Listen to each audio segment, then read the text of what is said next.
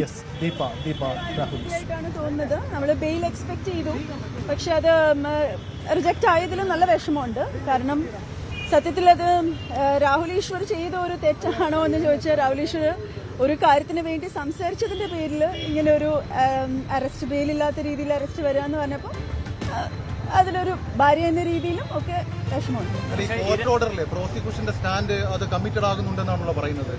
അല്ല, കോർട്ട് ഓർഡറിൽ പറയുന്നത് ഇതിനകത്ത് പറഞ്ഞിരിക്കുന്നത് നോൺ ബെയിലബിൾ സെക്ഷൻ എന്ന് പറയുന്നത് 75(1) ആണ്. സെക്ഷലി കളേർഡ് റിമാർക്സ് ആണ്.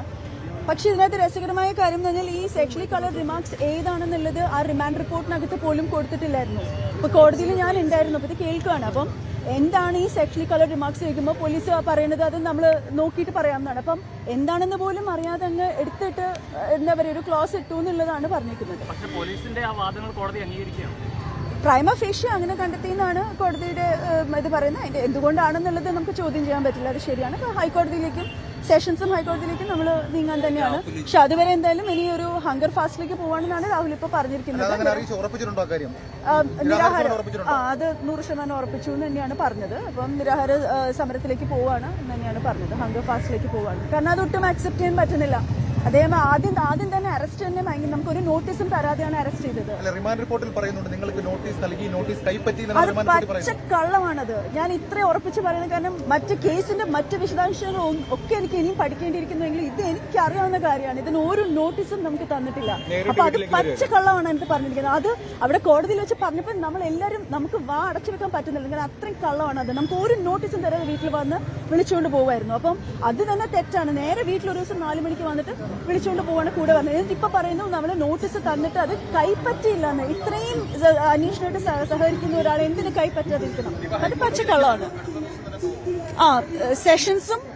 സെഷൻസ് മൂവിയും എന്നിട്ട് ഹൈക്കോർട്ടിലേക്ക് മൂവിയും അത് 100% ഉറപ്പാണ്. നിരാഹാരം അനുഷ്ഠിക്കും എന്നാണ് പറയുന്നത്. രാഹുൽ ചേട്ടൻ അങ്ങനെ ചെയ്യും എന്നാണ് പറഞ്ഞിരിക്കുന്നത്. നിയമപരമായി തന്നെ നേരിടും. പിന്നെ ഇതിനോടുള്ളൊരു എതിർപ്പുണ്ട് നമുക്ക്. കാരണം എപ്പോഴും ഈ എല്ലാവരും നിങ്ങൾ മാധ്യമങ്ങൾ ഉൾപ്പെടെ എല്ലാവരും ഇര എന്ന് പറയുന്നുണ്ട്. ഇര എന്ന് പറയുന്നത് എന്താണ് എന്ന് വെച്ചാൽ നിങ്ങൾ ഗ്ലോറിഫൈ ചെയ്ത് പറയുന്ന ഒരു കാര്യമാണ്. 2 വ്യക്തികളാണ് ഇവിടെ ഉള്ളത്. ആ 2 വ്യക്തികളിൽ ശരിയും തെറ്റും 2 പേരുടെ ഭാഗത്തും ഉണ്ടാവും. അപ്പോൾ ഒരാൾ എങ്ങനെ ഇരയായി മാറുന്നു, മറ്റൊരാൾ എങ്ങനെ? അപ്പം അതിന് എതിരെ സംസാരിച്ച ഒരാൾക്ക് ഇപ്പൊ ബെയിൽ പോലും റിജക്ട് ചെയ്യുന്ന രീതിയിൽ ജയിലിൽ ചെലവഴിക്കേണ്ടി വരുന്നു എന്നുള്ളതിനുള്ള എതിർപ്പാണ് ഈ നിരാഹാര സമരമായിട്ട് ചെയ്യുന്നത്. പൂജപ്പുര ജില്ലാ ജയിലിലേക്ക് ഒരൊറ്റ കാര്യം കൂടെ ചോദിച്ചത്, അതായത് കഴിഞ്ഞ ദിവസം രാഹുൽ ഇട്ടൊരു ഫേസ്ബുക്ക് പോസ്റ്റിലെ പോലീസ് വന്നു ഗാഡ്ജറ്റ്സുകൾ എടുത്ത് മാറ്റുന്നു എന്ന് പറയുന്നുണ്ട്. അത് റിമാൻഡ് റിപ്പോർട്ടിൽ പറയുന്നുണ്ട്. അല്ല, അത് ലാപ്ടോപ്പ് ചോദിച്ചപ്പോൾ നമ്മൾ ലാപ്ടോപ്പ് കൊടുത്തിട്ടുണ്ട്.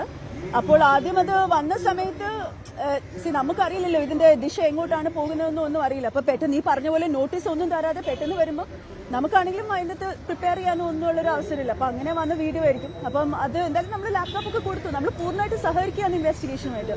നമ്മുടെ അഡ്വക്കേറ്റ് പറയുന്നുണ്ട് you can give A gag order എന്നിട്ട് ബെയിൽ കൊടുക്കാന്ന് പറയാം. അത്രയും പോലും ബെയിൽ കൊടുക്കാത്ത വിധത്തിൽ എന്ത് സെക്ഷനിൽ കളർ റിമാർക്സ് ആണ് വന്നതെന്ന് ഐ ഡോണ്ട് നോ. അപ്പൊ അതിനുള്ളൊരു വിഷമമുണ്ട് എന്തായാലും.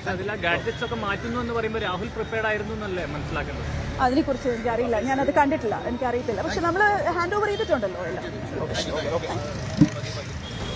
ദീപ രാഹുൽ ഈശ്വറിന്റെ പ്രതികരണമാണ് കേട്ടത്. എന്തായാലും അപ്രതീക്ഷിതമാണ് ഈ കോടതി നടപടി എന്നതാണ് അവരുടെ പ്രതികരണം. ഒപ്പം രാഹുൽ ഈശ്വർ ജയിലിൽ നിരാഹാര സമരം നടത്തും. തനിക്കെതിരെ തെറ്റായ വാദങ്ങൾ പ്രോസിക്യൂഷൻ ഉന്നയിക്കുന്നു, തെറ്റായ തെളിവുകൾ നിരത്തുന്നു. ഇതാണ് രാഹുൽ ഈശ്വറിന്റെ വാദം. പക്ഷേ നിർണായകമാവുന്നത് ഇനി സമാനമായ രീതിയിലുള്ള കുറ്റകൃത്യങ്ങൾ ചെയ്തു എന്ന് പോലീസ് കണ്ടെത്തുന്ന സന്ദീപ് വാര്യരുണ്ട്. ഒപ്പം തന്നെ അഡ്വക്കേറ്റ് ദീപ ജോസഫ് ഉണ്ട്. പത്തനംതിട്ടയിലെ മഹിളാ കോൺഗ്രസ് നേതാവുണ്ട്. ഇവർക്കെതിരെയൊക്കെ സമാനമായ നടപടി ഉണ്ടാകുമോ എന്ന ചോദ്യം കൂടി ഉണ്ട്. ഇതിനിടയിലാണ് 3-ാം തീയതി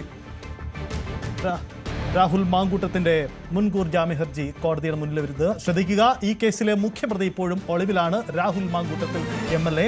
അതേസമയം അതിജീവിതയെ അപമാനിച്ച, അവരുടെ വ്യക്തിത്വം പുറത്തുവിടാൻ ശ്രമിച്ച, അവരുടെ ഐഡന്റിറ്റി പുറത്തു പറയാൻ ശ്രമിച്ചവരെയാണ് ഇപ്പോൾ അന്വേഷണ തുമ്പിലെത്തിയിരിക്കുന്നത്. അവരാണിപ്പോൾ പോലീസിന്റെ കസ്റ്റഡിയിലേക്ക് വരുന്നത്. നാളെ കൂടുതൽ അറസ്റ്റ് ഉണ്ടാകുമോ?